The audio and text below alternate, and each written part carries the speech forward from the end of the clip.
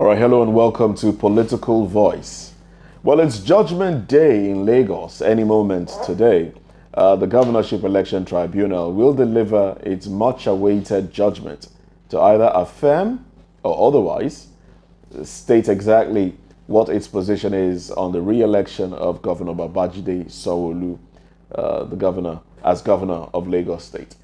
But elsewhere in faraway Zamfara, yet another governor is racing against time to see to the rescue of schoolgirls kidnapped. Details in just a bit.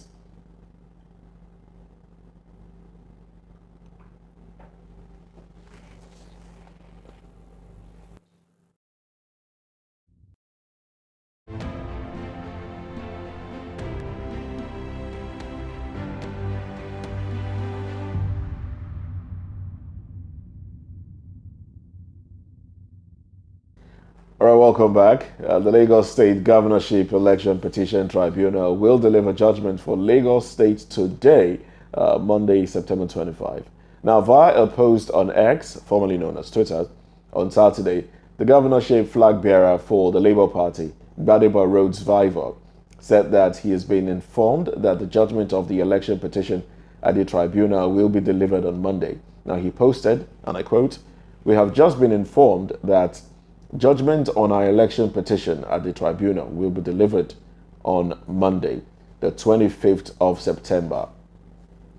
On April 11, the People's Democratic Party candidate Abdulaziz Adediran, known as Jandor, and the Labour Party candidate Rhodes Viver separately asked the tribunal to nullify Governor Babajide Sanwo-Olu's re-election and declare them the winners. Well, subsequently, on Wednesday, May 24, the tribunal dismissed the petitions filed by the Allied People's Movement and the Action People's Party against the victory of Sanwo-Olu and his deputy, Obafemi Hamzat, in the March 18 governorship election. Now, Sanwo-Olu polled 762,134 votes to defeat his closest rival, Rhodes Viver, who polled 312,329 votes. Now, the candidate of the PDP, Adediran, came third with 62,449 votes, while the candidate of APM, Fumilayo Kukoluyi, polled 884, and the candidate of APP, Abiola Adeyemi, garnered 259 votes. Well, to make sense of this all, I have a guest with me in the studio. I have Tochukwu Ezukama, who is a writer and a social affairs commentator. Good to have you join us on the program. Thank you so very much. Thank you very much for having me. All right. So now let's look at the contest for who will be affirmed the governor of Lagos State. Now, without trying to, preempt the judgment that will be delivered later today, what do you make of the contenders? Labour, the PDP scored the least out of the three top contenders, but they are also saying no, the APC did not win. We won. And then, of course, the Labour Party on the other side. Yeah, I think the two petitioners, the APC, no, the PDP and Labour Party, I think they have cases to make. They have legitimate grievance. So in going to court, yes, they are taking the right step. The election in Lagos was marred by so much irregularities, so much violence. The gubernatorial election in Lagos was not credible. It was not free, it was not fair. Even before the election, there was a lot of intimidation. The man like MC Oluomo, who is APC henchman, kept threatening people from certain ethnic group or prospective supporters of LP. He made it that if you come out, we'll deal with you. And then in some areas, in neighborhoods where the LP or PDP, in LP and PDP strongholds, there were a lot of intimidation. People were stopped from coming out. People's cars were smashed, windscreen broken, people intimidated, people beaten up so that they do not go out and vote. The streets, you have to identify who you're voting for before you were allowed to go in. So there were a lot of things that did not meet the standards of election, free and fair election in Nigeria. So the election was mad. The election was, I'm not talking about the numbers. We can say that INEC was compromised. There were evidence to that. The thugs were beating up people, carrying out, snatching ballot boxes in areas where they know that LP or PDP were winning. And the police looked the other way. So they have reasons to be in court. They have, the election was not fair, not free. I'm not a lawyer, I'm not a judge, but so your conclusion is... My layman's gumption tells me that that election should be cancelled. I'm not worrying about who won or who did not win. But all I'm saying, but if you consider the margin with which the APC won, do you think it should be contested? Was said to have won by INEC that was obviously compromised. We're talking about the governorship election now. That's what I'm saying, yeah. Not the presidential election. INEC was compromised across board.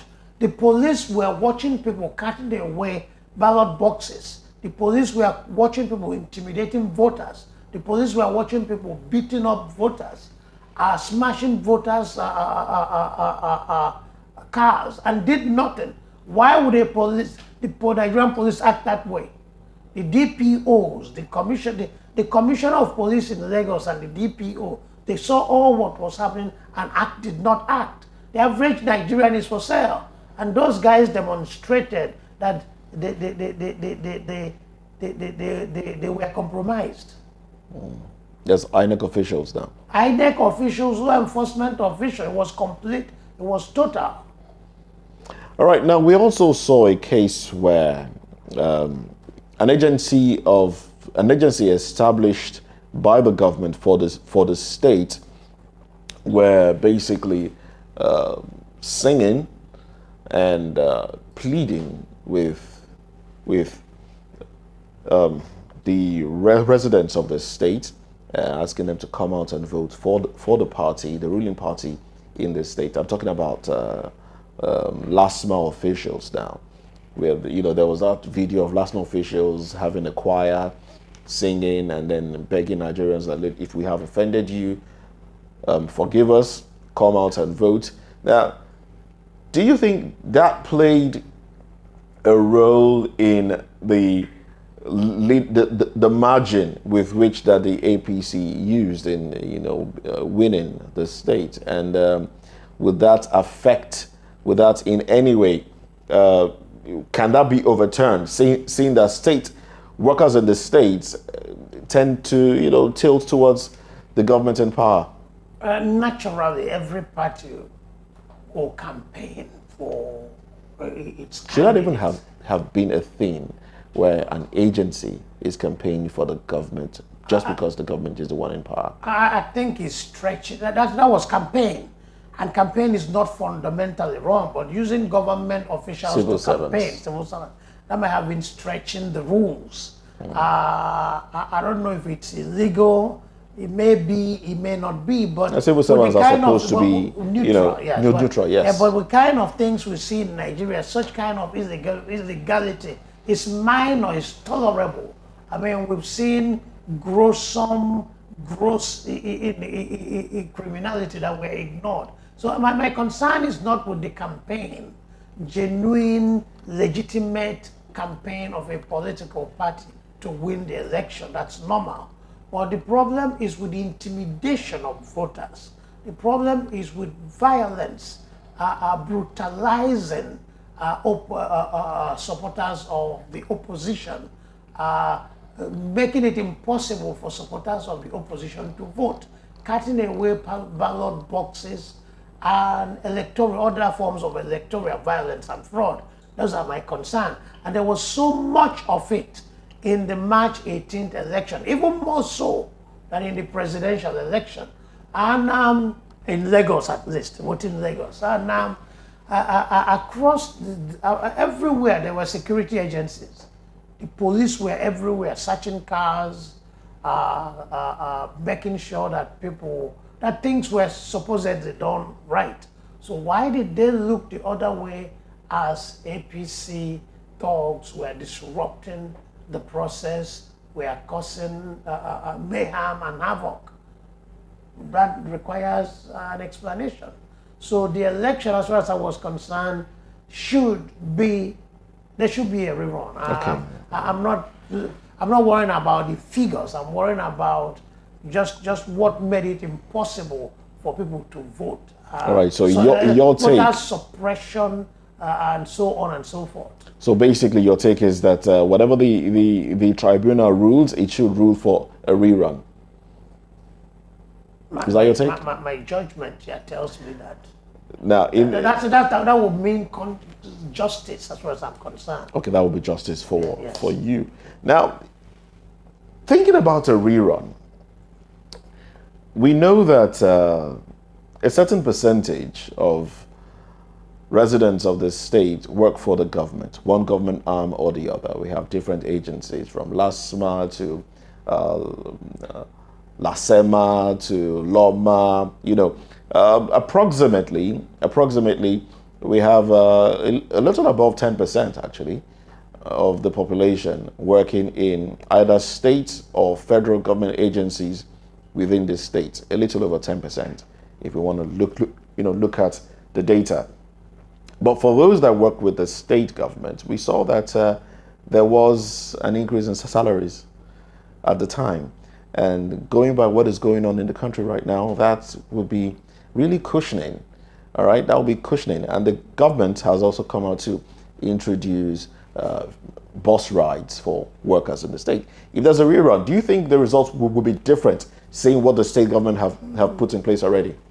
Okay, about 2 million persons work for the federal government and state government. As I because said, the population I said of a them is little about percentage. 20, I said a little percentage. about 10%. About 10%. No, okay, because the Lagos State is about 20 million persons. So 10% is Out of the 20 million, how many of them are you said of about age? 10%. Okay. How many of them are of age To vote. to vote? Yes. The interesting thing is that this is it's called secret balloting. Okay, so you can buy a man a car, buy him a good suit, rent him a wonderful house, get him a good wife, but that may not buy his loyalty. So when people go into that the secretness of that polling booth, what they choose to vote is their conscience. So let there be a rerun, and let whomever wins be the winner, as long as the election. However, it is done. No, as long as the election is fair and free and credible. The government goodies that he's doling out is the government in power. He has bloated coffers and can do it. But leave the people to vote. There's nothing that says that every federal government worker or every state government worker must vote for the ruling party. The LP won in most military barracks. The soldiers supposedly work for the federal government, but most soldiers voted against the federal government, the federal administration. The states, okay. Okay. So voted for LP. So all that is wonderful. All the Lagos state government is doing for their workers, that's wonderful. But still allow these workers to vote in line with their conscience in the secret balloting. All right. So you made it clear you would want a rerun in a case where the governor is affirmed. Do you think it will lead to any breakdown of law and order? Nigerians have demonstrated time and time again that they are docile, they are passive, they are not willing to risk anything for freedom or for justice. So it may be unrealistic to expect a breakdown of law and order. And no. And the hardship in Lagos is not as severe as outside the state. So if those that are really in poverty and severe hardship are not rising up in protest, it's very unlikely that people in Lagos will rise up in protest. I don't think so, no. So in essence, if there were to be a breakdown, if there were to be a divergent view, you say you don't see people rising up in defense. It's most unlikely, yes. Most unlikely. All right, that they will. But what would you have preferred? Would you have, personal view now, would you have preferred people rising up against the government of the day? Against the process. Court judgment. Against the judgment, yes. There's need for some kind of agitation in Nigeria. There's need for some kind of protest sustained, determined. Why exactly should there be a protest? The system is unjust. The system is inhumane. The government policies are irresponsible. Government policies are wicked. The government agents are corrupt. They are insensitive. There are so many reasons there should be unrest in this country. Well, I use the word unrest, but protest, agitation. People must stand up and say enough is enough. We've had enough of this nonsense. This is our country, we must claim it. That you are in power, you are a commissioner, a governor, a senator, does not give you more claim to this country than that destitute, a homeless, jobless, hungry man on the street. We are all Nigerians and we have equal right in this country. And every Nigerian needs to be treated with respect and civility in his own country. And you think that if that is done, who do you think will now emerge? Who do you think will now occupy the post? If what is done? If there is an uprising. If there is... I'm not talking about an uprising. Okay, I am opposed to revolutions, because revolutions will always fail. If there is an open questioning of the process of the way government has done things, there's an open questioning, and people call for a change of government. Who are those that will take over? Isn't it part of the political enlightened, those that are already involved in the system? Is there any different thing that we would see? If you're in a classroom and some people are doodling, some people are drawing something in high school, you might be thinking of your girlfriend writing love letter to, and the teacher or the professor says, in your examination, you will be required, everybody will sit up. That's the test. That's what gives because people want to have good grades. So the exam is important to them. You employ people in the end, you ask them questions. Those days when we were kids, you say, I'll tell daddy when he comes back, people will sit up. So what is that gingers the powers that be, or those that ostensibly serve us, to sit up and say, the people, what about the people? Is that asking of question?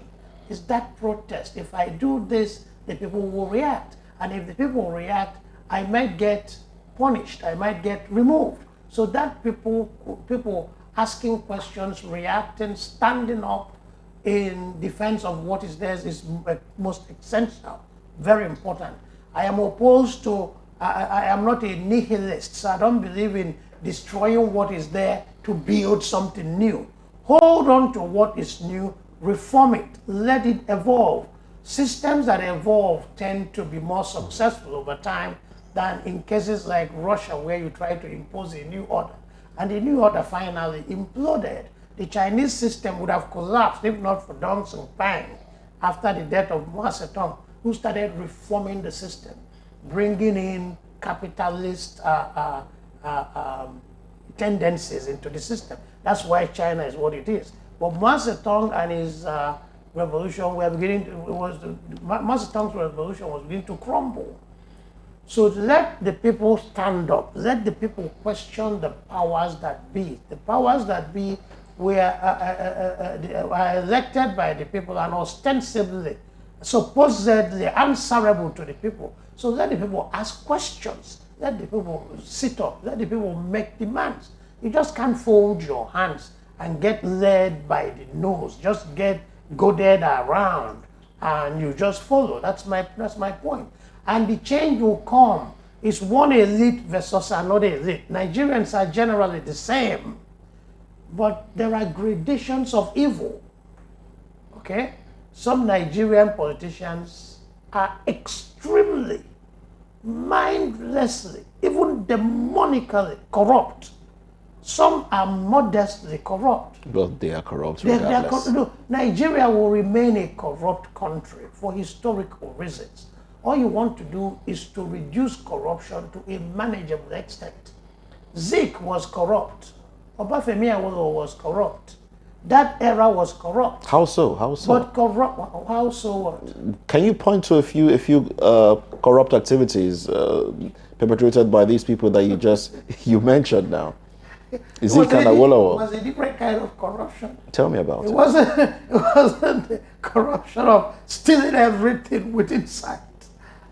Zik had an issue at a point when he was alleged to have stolen the money of the Eastern Region government to start a bank. And he would have been convicted if not that the man that had evidence died in the process, Mbono Ojike. He had agreed to tender the evidence and had taken an oath in some kind of shrine in Akwa Ibom, present-day Akwa Ibom. But the Igbo Union talked him out of it. How can you go and tender evidence against the Zik of Africa, the pride of the Igbo? You can do it. So he reneged on tendering the evidence. So the oath he took killed him. So he entered the court. As he got into the court, what is your name? He had forgotten his name. The So you think it was the oath that killed him? Don't you know your word is your bond? Okay. You don't play with it. You read the Bible and see what people's word, reneging on promises, can do to people. Look at Esau and David, Esau and Jacob. Esau's problem was that he had spoken. Okay, he had renounced what he So he entered the court, and then what happened? He didn't know his name again. He was fumbling, stumbling, acting insane and crazy, and died. The oath killed him. So Zik was corrupt. Awolowo was a very rich man. Not because his father bestowed so much wealth on him, not because he was an exceptionally wealthy lawyer, but corruption from being a premier and so on and so forth. But it was the corruption, the motivation then was to do your work, but in the process, save for a rainy day. But the motivation is to make money and don't even care about your responsibility. So as it is now, let's deviate a little bit. Nigeria, by your summation and that of a lot of other people, Nigeria is fantastically, let me use these words, fantastically corrupt, and that cannot change. It's just the level of corruption that differs. That's all that can differ. So a man comes to power and takes 5%, pushing it 10%, and uses 95% to do the job, to serve the public. Another man comes and takes 80% and uses 20% to do the job. Won't the difference be obvious? They are both corrupt, but the very gradation of corruption. So the elite that will take over from the present elite will not come from the moon. They will still be Nigerians with our characteristic tendencies. But if the leader sets the right example, because everything is leadership, even when they tend to be corrupt, it will be by stealth. It will be by stealth. It will be from the side, not with impunity. Now, do you foresee, if we are only speculating now, if if there is call for a rerun. We saw that you recall what played out, the ethnic ethnic division that played out during the elections, and how a certain part of the country suffered the most from it, with shops demolished at Alaba International market and all of that. How certain individuals were arrested for calling for some sort of security for themselves. You know, we saw what played out. Do you think it will not be worse if there is call for a rerun? Do you think that, I want you to tie to this, do you think the judges might give a verdict to avoid chaos? There'll be no chaos if the security agencies play their role. For a man who stands in the middle of the street and say, if you do not vote for my party or my candidate, I will kill you. That man is a criminal, should be arrested, immediately prosecuted and jailed. So that the security agencies allowed such a man to blot out such vulgarity leaves a lot to be desired. Where are the police? Why are they keeping quiet? So there will be no chaos. And I don't want to see it as ethnic problem. It's not ethnic problem, it's political problem. They are not saying we hate you because you're from this ethnic group. But it had an ethnic undertone. They A political problem, but it had an ethnic undertone. They are saying we have issues with you because you're voting for this candidate. So for people, if the people in that ethnic group say we vote for your candidate, there'll be no problem. So it's still political. Who are you voting for? Because we know you're voting for so-so candidate, we are after you. So it's still political. But the whole thing, there's nothing wrong. The thing is that no law can regulate your feelings, your attitude. Laws only regulate your behavior. So you can hate me as much as you want, but the law stops you from attacking me because of what you think of me. So if the laws are enforced, it's not about whatever you think about certain ethnic group will not matter, because the law will stop you from hurting them, acting against them because of your feelings towards them. So it's all about law enforcement. All right then. Well, lastly, before we wrap this up, I feel like taking you up on the corruption issue. Go ahead. Is this to say that we don't have, is this to say that there is no one individual within the political space that doesn't have one dent on his image or the other, corruption related? I'm not saying that, but those are the eccentric few. It's not the general trend. There's corruption everywhere in some countries of the world, say like Britain, say like Canada, say like the US. If you go across trying to bribe the police, you might bribe 2 policemen or 1 policeman in 100. That's corruption. But in Nigeria, you bribe 99 out of 100. So it's about incidents and then the attitude towards it. If a policeman is caught for taking bribe in England, for example, it will be outrageous and it will be severely punished. In Nigeria, if a policeman takes bribe, you say, I don't know them. Now, as police, they do now. Give them money, they go your way. So in Nigeria, it's accepted. The incidence is more and it's totally acceptable. In some of these countries, it may be once in a very long while, and people really will protest or show anger. People will be repulsed by it. So that's the thing. So in Nigeria, there are some eccentric few who are not corrupt, but the generality of the people is corrupt. All right then.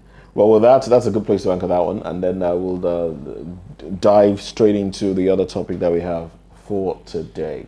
While we wait for the tribunal, the Elections Tribunal's verdict later today, as it concerns the elections in Lagos State, the governorship elections in Lagos State. Well, those are the men in the eye of the storm. The man in the middle there, Governor Babajide Sanwo-Olu, with the highest votes, and the two gentlemen beside him, Gbadebo Rhodes Viver and Adediran Jandor, popularly known as Jandor. Both of them contesting for the position of the governor of Lagos State, regardless of the votes that were declared and counted by INEC during the governorship election. We move away from that to another topic. Now, up next on Political Voice, in our second topic this morning, President Bola Tinubu yesterday expressed anger over the abduction of 30 students of the Federal University Gusau in Zamfara State by bandits in the early hours of Friday. Now, as of Sunday, 21 of the students were still in captivity. 7 had been rescued. Another report said 6 had been rescued. So we have conflicting reports actually. A few of them have been rescued, while 2 escaped. Now, the deputy governor of Zamfara State, Mani Mumuni, who was at the university to sympathize with the families and the school authorities over the incident, called on security agencies to hasten the rescue of the kidnapped students. In a press statement, the spokesperson for the Zamfara State Police Command, Yazid Abubakar, assured that the command would ensure the rescue of all the kidnapped students. He stressed that the command had deployed an additional tactical team for search and rescue operations. The president, in a statement on Sunday by his special advisor on media and publicity, Jurin Galali, directed security agencies to rescue the abducted students, while Tinubu said his government was determined to ensure that educational institutions remained sanctuaries of knowledge, growth, and opportunity, and were totally free from the menacing acts of terrorists.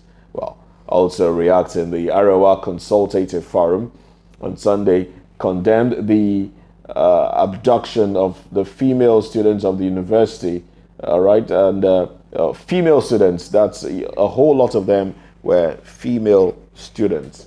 Quite unfortunate. Now, stay with me in the studio, making sense of this and more, is Tochukwu Ezukama. Now, the president, another kidnap case of students, the girl child, females, and the president has given a marching order. How does that make you feel? Let's start with that. It makes me feel it's tear-jerking, so it makes me want to cry. It boggles the mind. It's most disturbing that students are being kidnapped from their schools over and over again. It's not something that happened once in 20 years, but repeatedly. And then naturally, our leaders and different associations will react. And the reactions are wonderful, the actions are legitimate, but we are tired of these reactions. And in their reactions, they seem to be saying the same thing over and over. Under Goodluck Jonathan, it was, we are on top of the situation. They remained on top of every situation, and the situation kept deteriorating. Now our new president is talking about we'll leave no stone unturned. You've been upturning these stones for decades, and you still have not turned them. So it is very bad, it's very sad. But it goes back, like I say, to leadership, political will to deal with the problem. First of all, who are the bandits? Who are these men that overnight dropped from nowhere? Because in the past, we heard about Boko Haram, we heard about Fulani headsmen. We knew the roots of Boko Haram and Fulani headsmen. They are their problem, their clashes with farmers date centuries, because the herdsmen are mobile. They move from place to place. The some farmers are sedentary, and as you move, you can spoil the crop of farmers. So the clash is inherent. The farmer needs water. The herdsman needs water. Your farm can become a grazing ground for the herdsmen. So we understand their clash. But these men that just drop from nowhere, thousands of them, and talk with so much impunity, talk with so much sense of entitlement, and nobody has been able to address the matter. Nobody has been able to confront them and say enough is enough. It requires an explanation. Who are they, and why do they operate with this impunity? 50 of them, I heard, drove in motorcycles into the school. If 50 men are on motorbike, just the noise, and these are maybe not tarred roads, so just the dust they will be generating, the visibility and the noise will catch everybody's attention. So you rode through communities, rode through police checkpoints, possibly army checkpoints, and nobody stopped you, nobody checked you. You got into this university, went in, took, is it how many, 40, how many of them? 30? About, yes, 40, about 30 girls. 30 girls. The time it took to gather them, put them on the same motorbike, drove off. We don't know if they were put on the same. Okay, they brought additional motorbikes, or they were walking, or they brought buses. Maybe they brought, maybe buses. Yes, It's buses, logistics. probably. It's logistics. So you have 50 motorbikes and 2 buses or 1 bus driving through, and nobody intercepted them. So I think there must be some connivance with some elements of the powers that be at the federal government or in Zamfara state for things like this to be happening. One of the Chibok girls that went to the US and got a degree had an interview one time. I watched the interview. She said that as they drove them, it was a long convoy of cars, buses, trailers. At a point, their vehicle, one of the vehicles of the terrorists broke down. And that for more than 2 hours, they were there trying to fix these vehicles. And some of their guards left them to go see what was happening in front. And what was when she escaped. So you move 300 and something human beings. Think of the amount of, what it would take to move them. And at a point, you got bogged down for more than 2 hours. And nobody intercepted you. Nobody questioned you. Nobody attacked you. So this turning around of stones, leaving no stone unturned, being on top of the situation, we are sick and tired of it.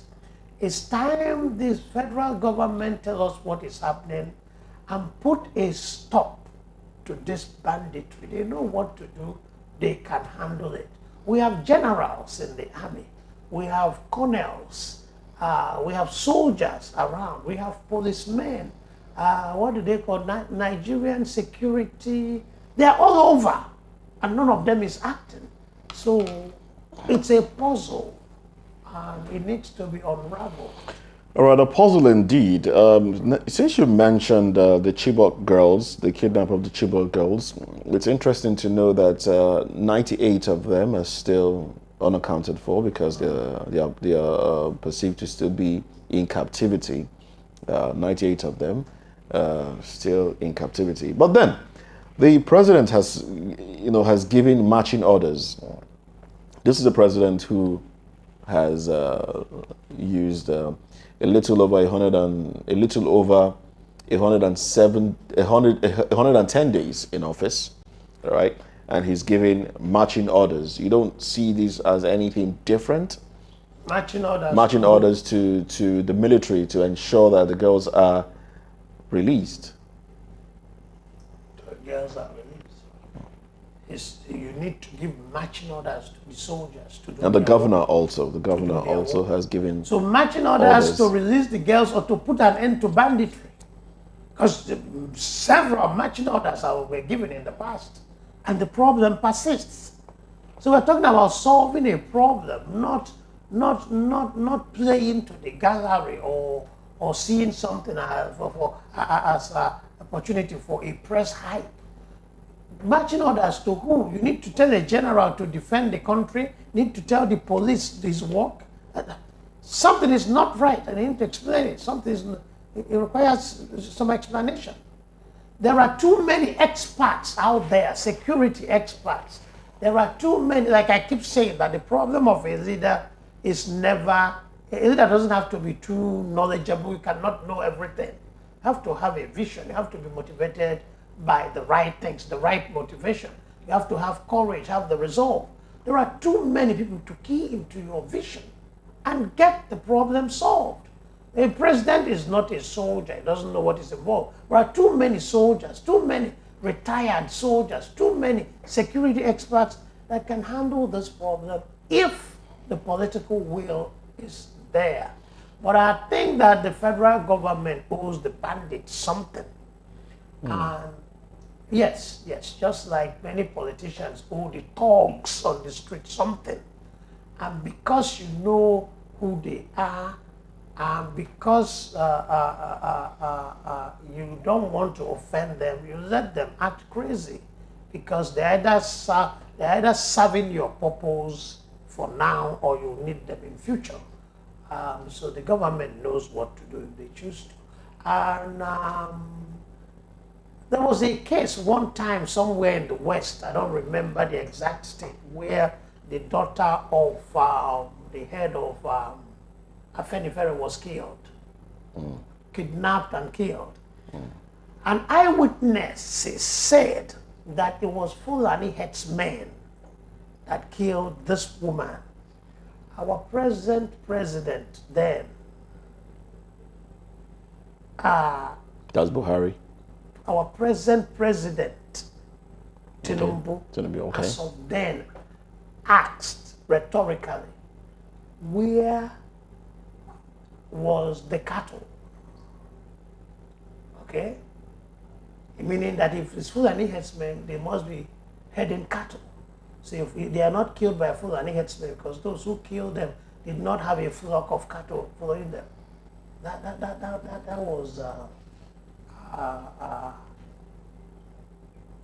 That was a political talk. Fulani headsmen killed this one, so it was putting up defense for Fulani headsmen. It's not Fulani headsmen. Where were their cattle?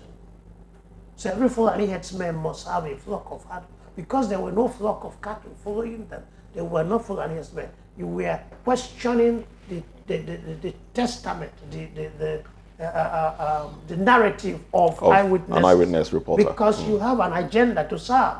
You're pandering to northern interests. You're pandering to Hausa Fulani interests so that you will achieve your personal ambition. So is that personal ambition? For a man like Buhari, his mission was clear. He was a Fulani, he's a Fulani irredentist, a Fulani expansionist. And in line with the dictates of their father, Ottoman Danfodio, Nigeria belongs to them. They have to dip the Quran in the sea. And Buhari did not hide his love for Fulani domination of Nigeria or the imposition of Sharia government on the whole country. So we understand this, we understood this problem. But this present president needs the Fulanis to advance his personal agenda, and he will serve their interest. Where were the cattle? Every Fulani, if you didn't see a flock of cattle there, it wasn't the Fulani headsman. He was defending them without any evidence, without any research, but he had to defend his Fulani masters. So nothing much will change. The banditry, the Fulani headsmen, and all the violence, the murderous. So you make nothing. You make little of the marching orders that he's given. Of course, you don't see it as doing anything. It's all political talk. It's all media hype.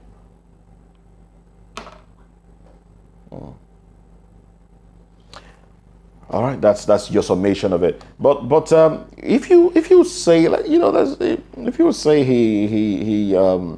I mean, we're not speaking for the president here, but then to look at those that he has appointed into office, one would say, are they? Is it a Fulanized cabinet? Do you think so, or there are other political It's not a ideologies Fulanized. that It's not a Fulanized. he's still playing around with? And the people you appoint to office, like I said, is like the kind of woman you marry. 48 individuals, I think, were presented for what the Senate does. What do the Senate do? Screening. Screening. No, the Senate doesn't screen. I think it's That was screening that they did. it doesn't ready. Well, they to screen, approve, yes, they screen and they were approve. screened, then And the approve. Senate approves. The ministers, the nominees at the time. 41 out of the 48 has criminal corruption cases pending. 41 out of 48 persons that the president presented to work with him for the next 4 years, as far as he's concerned, the cream of the society, the best of the best that he has chosen to work with him, 41 out of 48 have criminal cases, corruption cases hanging on them. And then we look at Tinubu's antecedents, one as governor of Lagos State. His henchmen, that the present governor of Central Bank, Minister for Finance, and I think Cardoso, Edo, and yes, Edo and Cardoso, yes, Yeah. and a few others were henchmen in Lagos Dele that Aluke. helped him to evolve a financial system that enabled him squeeze the financial daylight out of Lagos State, directed public funds into his personal pocket. So now you expect you're beginning to see the template, the design of this administration. But the wife of the president, who just clocked 63, by the way, during the campaign said her family is rich and they don't need Nigeria's money. So why do you think the president? During the campaign. Yes. During the campaign. And what did you expect her to tell you during the campaign? Or you don't believe that No. they don't You need, expect they her to don't need say, the money of we are Nigerians? broke and we are doing this to enrich us. He said what he had to say. That was a campaign. And where in the world has campaign rhetoric conformed completely with governance? Nowhere. Campaign is like campaign is trying to woo a lady. You say all kinds of nonsense. But when the lady comes in, wahala, you go clear up. so we say what we have to say to win an election. But when it's time to governance, it's a different thing altogether. We are rich already. What made them rich? Before Tinubu became the governor of Lagos State, was he rich? Was the wife rich? So what does that mean? We were rich before we became governor, or we made our money as governor, then we won't make money Well, as her president? family is rich. That's what she has said. It's up to ICPC to determine how they got their wealth. But she has said. But it for that- people like us, we ask no questions. Here, no wrong. Just accept. That's fine. no one is asking you not to ask the questions and Nigerians to shouldn't just. Nigerians shouldn't ask questions. Of course, Nigerians should. Hey, that's what we are asking now. So how did they make their money? Well, that's why the ICPC will Or the ICPC will answer us. they'll tell us. They'll do their investigation and tell us. That's fine. Tell We're us. here. Well, now let's about the kidnappings that have gone on in parts of the northwest and the northeast, about the kidnappings, with the president saying, look, the president and the governor of Borno State and Zamfara as well, saying, look, this should stop. You don't see You don't see a situation where things are done by the service chiefs to at least minimize, rescue those that have been kidnapped and minimize the spate of kidnappings that have gone on for the longest time, seeing that these are new service chiefs. And they've not done anything I'm to asking you, minimize. you don't see that happening anytime soon, don't you? But they've been around for how many days? And these are not people that we went and imported from the US, where we'll say we'll give them 1 year, 2 years to acclimatize. They're Nigerians, and they were soldiers, competent soldiers, maybe that got promoted over time. So they've been in Nigeria, maybe as second lieutenants, captains, major colonels, now generals. So they know the terrain, they understand the situation. So would it take them how many years to understand the situation and deal with it? It's not about who you appoint, it's about the vision of the leader. President Buhari at a time and his police chief were beginning to act so comical. They became stand-up comics. Buhari said he was getting the Inspector General of Police to relocate to Benue. That was then the hotbed of Fulani unhinged murderousness. And the Inspector General did not locate. Buhari at a point said, oh, I didn't know he did not locate. Oh, he did not. It was all too comical. You should know what is happening. But it's the service chiefs, I believe, can do their work. They are trained to. They can if they want, but it's the leadership. What All was right. the leadership? Finally, let's look at this statement. Rescued, released. Part of those that were kidnapped recently, 6 or 7 of them were released, and some others were taken, into captivity, and that makes one wonder: were they released after ransom was paid? Were they released after some sort of identification? And what is government saying in the bid to rescue? Is government rescuing with force? Because when we see rescue, we don't hear that, oh, in the course of rescuing these people, certain bandits were killed. We don't really hear that. We just hear that, okay, these persons were taken back and they've been taken to their families and all of that. What do you think plays out? You think? What is playing out is that before the break-in of a jail in Abuja, a jail that housed a number of terrorists, the security men were removed just before the terrorists struck and released their members.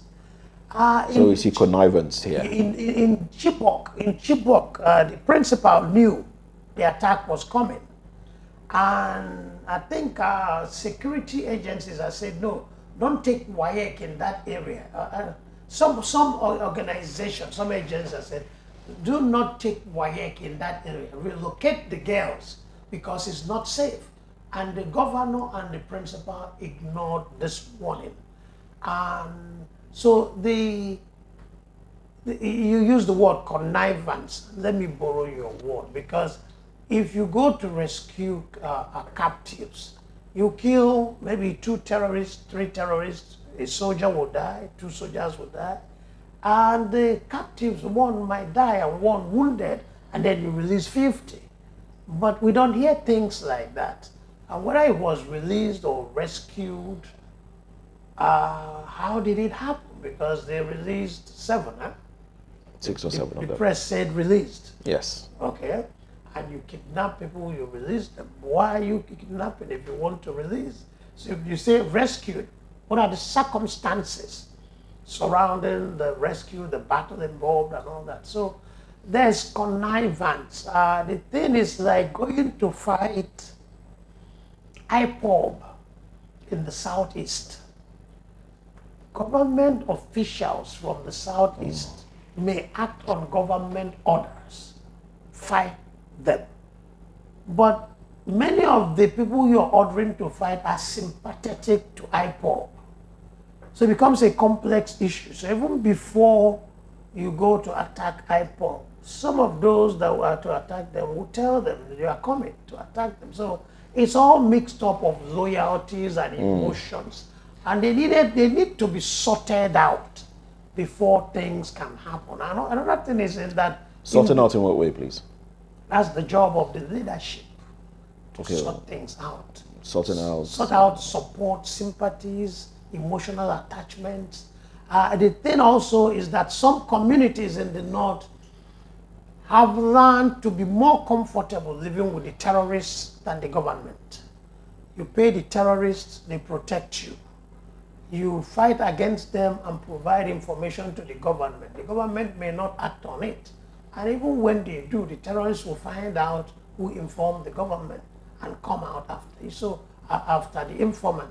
So I think for their peace, they have also learned to accept terrorists, work out a modus operandi with the terrorists. All right then. Yes. All right then. Let's well, time is up for the show. We have to wrap this up right now.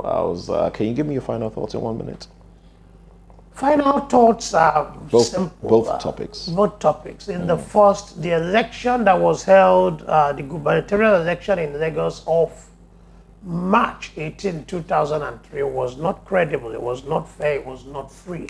That election needs to be cancelled and there should be new elections in Lagos State so that the people will vote their candidate. All right. Secondly, for the Chibok, for the kidnapping of students, there's so much the government can do that is refusing to do. There's so much the government knows that is refusing to tell us. So it behoves the government to take responsibility and secure Nigerians, because in the final analysis, all the constitution of Nigeria entrusts on the government is the welfare of Nigerians and the protection of their lives and property. All right, thank you very much, author and social affairs commentator, Mr. Tochukwu Ezukama. And that's the show for today. Well, you should know that the views of the guest are that of the guest and not that of VOP TV. On behalf of the team, I am Moses Humphrey, wishing you a beautiful day. Bye for now.